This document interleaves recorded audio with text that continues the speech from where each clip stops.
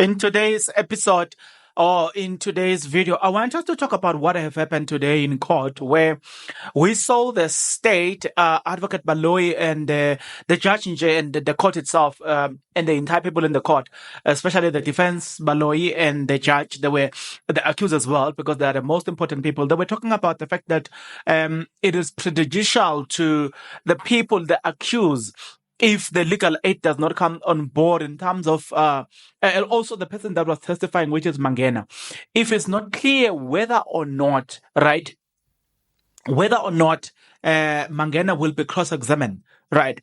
So I want us to talk about that, but also in this very video, I want us to talk about this embarrassing thing. It is very embarrassing, and I must say, it is very, very, very, very, very embarrassing. It is so embarrassing to hear that the South African police service, especially the Hawks, they couldn't open a phone with just a pattern, right? The reason I'm saying that is because the phone Ntanzi, which is Samsung J5 Gold, Samsung J5, right, was taken to Mikkelberg in the office where this office belongs to the Hawks, right? And the perception that we have for those people is that they are undefeated. That's at least the perception that we have in our mind, that, you know what, you give them simple things like that, they will just easily crack it, because of, we think they've got the resources to perform such duties. But to hear things like this, that they couldn't open a phone, a simple phone, because of that, it's just an embarrassing thing, especially from if I'm listening as a civilian, it's just an embarrassing thing to hear that, right? So that is exactly what they told us, that they couldn't open Ntanzi's phone, and so I felt a bit, you know what I'm saying. But what I'm gonna do right now, we'll put it to you that you do the following. If you are not yet subscribed, what are you waiting for? Come on, good people, because to subscribe it is free, to like the video it is free, to comment in the comment section below it is free of charge, to click the notification bell it is free of charge, to share this video it is free of charge, to watch this video until the end it is free of charge. Also, good people, come on, to watch the ads, it's free of charge, and that's how you financially contribute to this YouTube channel. Speaking about financially contribution to the channel, you can become a member of this YouTube channel from as little as 20 Rand a month. You can also use the Super Thanks button. In case you don't want to do that, guys, there is a way where you can use my media company banking details to donate to the channel, and you know what I'm saying, we'll bring you more, and also, guys, want to buy more equipment. So the power is in your hands. Please do the honorable thing as we proceed. Okay, so let's start here.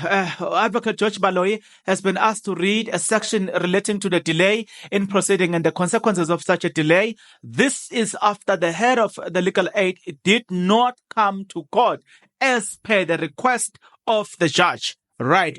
We understand the senior official from the legal aid board will be here later.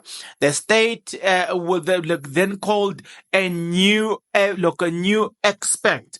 But again, the judge said that it is unfair on the witness, because he sees with other matters. The unfairness furthered by the fact that the examination also impinges on these witnesses who gave evidence in August and has not been cross-examined. Right.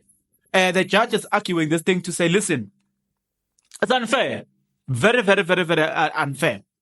But also, the state decided to call a new witness by Warrant Officer Lawrence Thabo Ndlovu.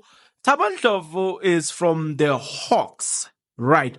That's why I said the other time, whenever you involve Hawks, make sure it is something I don't know, man, but involve them in matters that because I'm jealous of the dignity and the image of the Hawks.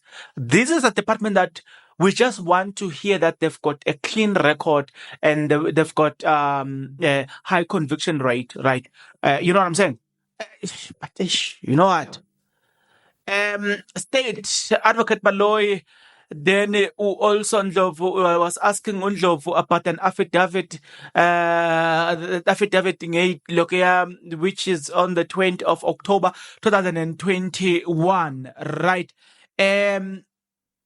Also, Judge also in the matter of look, he said that the judge says the look. Let's flip this one. He said that I almost forgot this one. He said, it is very unfair that he could be addressed in the chambers, right? He said that they must come and address the court in a public so that everybody can hear what they are saying, and also because this matter has got the public interest, right? So, which I thought it was fair for the judge to say that, because we are now, right now we are doing videos because of that. But again, let's continue this one, right? Lawrence Thabo Ndlovu, he is a digital forensic investigator, right? He works for the DPCI. Now we just call them hawks. You know what I'm saying? Because, yeah, it serves as the hassle of saying DPCI, Hawks. Yeah. So then he read his affidavit, and I'm not going to go into the affidavit, but he says, my duties include analyzing of data, extraction of data from mobile phones. And Ndlovu says his duties, his duties include an abundance of crime scene, search and seizure of mobile devices, extraction of data from mobile devices. Right. Then he says, on the 8th of February 2021, he received a forensic bag with a request to extract data from the cell phone, which was Samsung, right? This, he says, the finder or the people who came with this Samsung J5 was Sejan Mabena and Muhwane from the National Cold Case Units. The name of the accused in which the phone was belongs to is Ubongani Ntanzi. The phone, right? I've already covered that. He goes to describe the technological term of what is IMEI number and serial number of the handset. So I receive a device, I put it in a safe lab and blah, blah. That's not our problem, right? I'm just looking at things that are of importance before I have my comment log. So he said that, listen, please bear in mind that I received this on the 8th of February 2021. I received this evidence. I placed it in a safe because there was a lot of work to do. Then on the 20th, that's when I started working on the device, and we can't falter him for that, right? And then it described that the phone belonging to Ntanzi had that cell phone had a SIM card. The cell phone had a pattern. Now, we're going to have a discussion about the pattern, because this is where my worry, it just doesn't paint the South African Police Service it doesn't put them where they're supposed to be. We're supposed to fear them. We're supposed to have this thing when we talk about these people, we're supposed to be like, hey, you don't want to commit crime, because one way or the other, they're going to catch you, right? Whether you're using sophisticated things or not, one way or the other, they're going to catch you. That's the image that we would love to see from the South African Police Service entirely, right? Be it Metro Police, be it Hawks, I don't care the departments. The bottom line is that when you say police, right, in a civilian's mind, we should have this thing to say, those ones will get you. Whether you go under sea, you are on the land, you are on the air, they will get you. That's just the image that we need to have. You know what I'm saying? But this does not create that image, or doesn't at least further that thing. You know what I'm saying? The owner set up, it says that the phone had a pattern, and the owner set up so not just anyone can open it. When I was done with the extraction, the cell phone and anything else was sealed in a new evidence bag, right? the data that he found was stored on a CD, right? And in 2020, 2021, 2020, things are still stored on a CD. 2020, right? Okay, he says that now, so far there were two SIM card, a Vodacom and an MTN SIM card. It also had a memory card, and it was not easily accessible as it had a pattern and a screen lock. Mind you, the police telling you that they could not easily open a phone because it has got a password. Like, the whole system cannot crack. Like, what does it say to people who are committing crime? What does it, guys? I'm surprised. This surprises me. Like, honestly, this surprises me. These days, people steal an iPhone, a difficult phone to crack, but they take it to the black market. That phone will be cracked.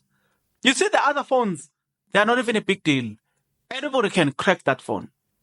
But these ones couldn't crack a simple phone, a Samsung. Guys, a phone that is supposed to be difficult in this country is supposed to be an iPhone.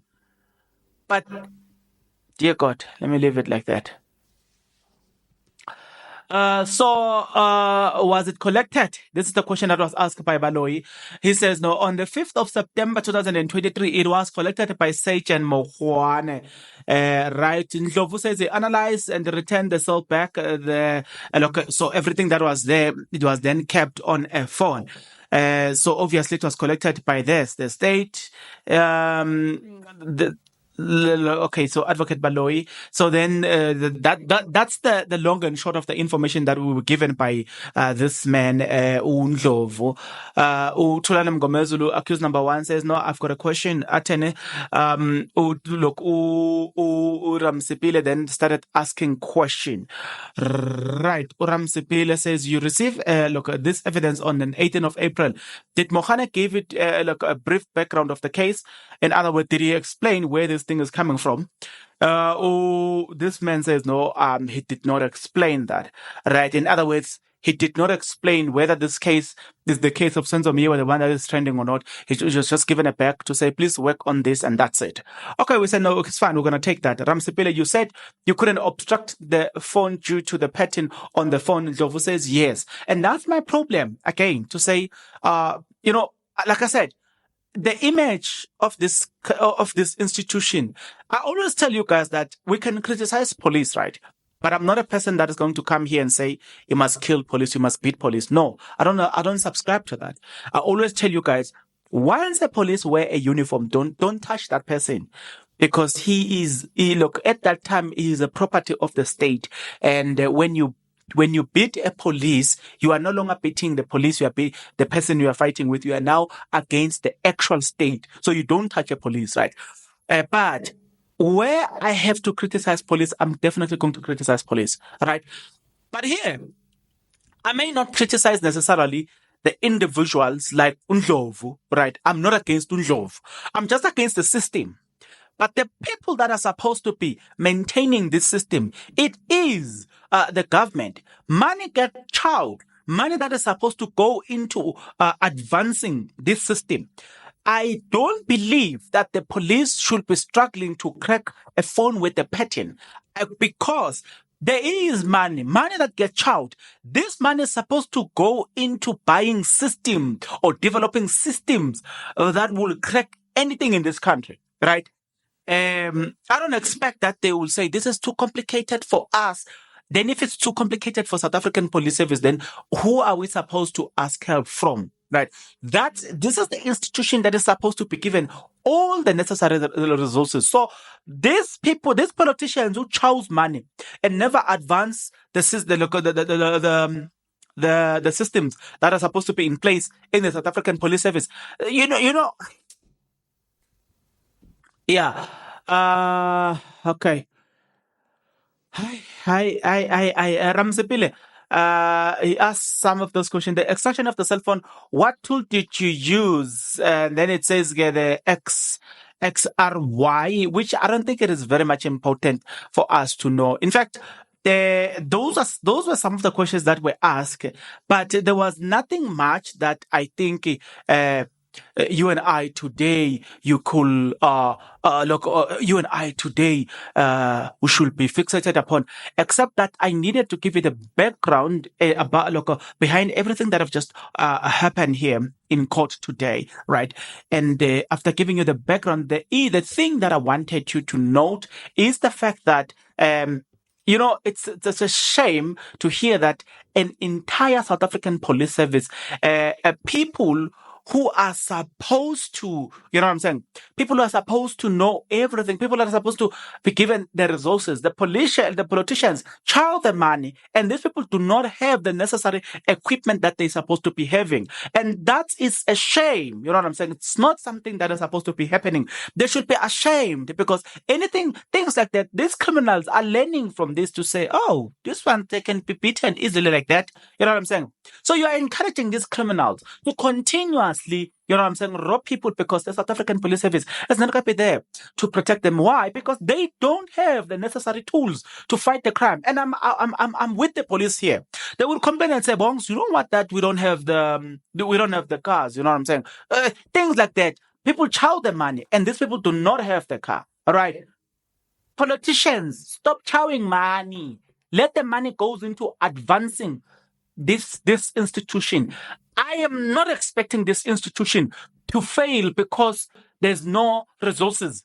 No. Police, these people shouldn't fail because they don't have a car to go and attend a local crime scene. No. They shouldn't fail because there was no resources in doing that. So, guys, please, politicians, stop chowing this money. Stop chowing this money. Nevertheless, guys, don't forget to subscribe, like the video, comment in the comment section below. I'm very much interested to hear what you've got to say about everything that have transpired here. You and I, guys, will meet in the next video. But until such a time, good people, please take care.